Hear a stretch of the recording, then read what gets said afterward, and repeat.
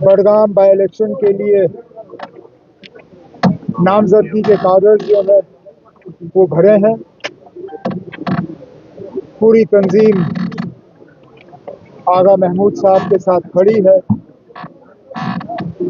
आज से ही हम अपना पैगाम और अपने वोटर का अपील जो है बड़गाम के लोगों के सामने रखेंगे और उम्मीद करेंगे कि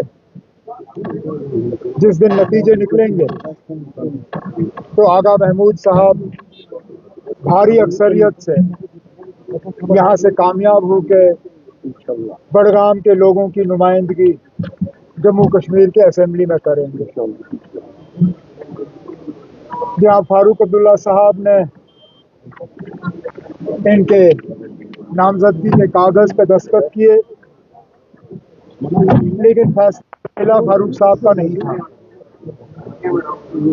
फारूक साहब ने अपने तंजीम के तमाम साथियों से मशवरा किया और मशवरा करने के बाद वो इस नतीजे पे आए कि इस बाई इलेक्शन में सबसे बेहतर उम्मीदवार नेशनल कॉन्फ्रेंस की तरफ से आगा महमूद साहब होंगे। बात का नतीजा है कि आज आगा महमूद साहब ने अपने नाम से,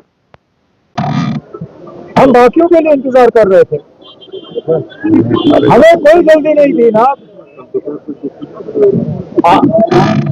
लगभग सारे पॉलिटिकल पार्टियों के उम्मीदवारों ने तो आज भरा है, तो हमने कौन सा डिले किया।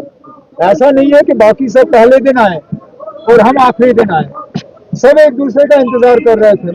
तो हम भी इस खेल में अपना खेल जो है वो उसका फायदा ले रहे थे, लेकिन हमने पहले दिन से ही तय किया था ना कि नेशनल कॉन्फ्रेंस की तरफ से इलेक्शन कौन लड़ेगा।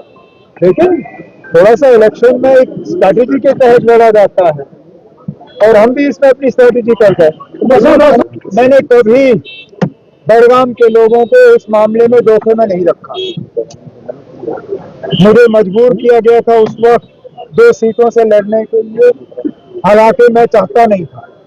अब चलिए छोड़िए, लेकिन सीट छोड़ने के बाद इलाका नहीं छोड़ा गया, बड़गाम की तरक्की को हमने छोड़ा नहीं।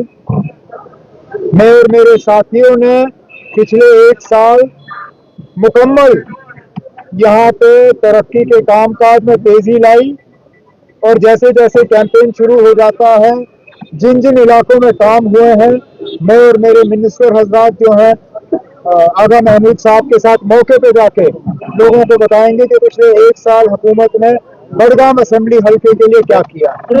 और एक ना एक तो मुझे छोड़ना ही था। आज आप आगा महमूद साहब की बात करिए। आगा महमूद साहब ने पहले ही इस सवाल का आपको जवाब दिया और मुझे नहीं लगता है कि आगा महमूद के अल्फाजों से बेहतर मैं कोई बात कर सकता हूँ। आगा महमूद साहब ने कहा कि आगा रूहुल्लाह उनके लिए भी बेटे की तरह है और वो पूरी उम्मीद कर रहे हैं कि इसमें उनको आगा रूहुल्लाह की मदद जो है वो हासिल होगी। जहाँ तक कांग्रेस के हवाले से आपने बात पूछी, हमने कांग्रेस को ये सीट ऑफर की थी, इस बात के बावजूद कि 2014 में हम ये सीट जीत चुके थे।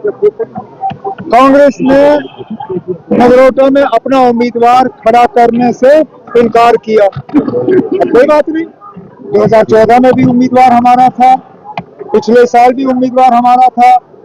अब हमारी डीडीसी मेंबर शमीमा, उनको फारूक अब्दुल्ला साहब ने नामजदगी के कागज भरने की इजाजत दी है और वो नेशनल कॉन्फ्रेंस की तरफ से डिप्टी सीएम साहब की मौजूदगी में और बाकी साथियों की मौजूदगी में नगरोटा से कागज भरेंगे।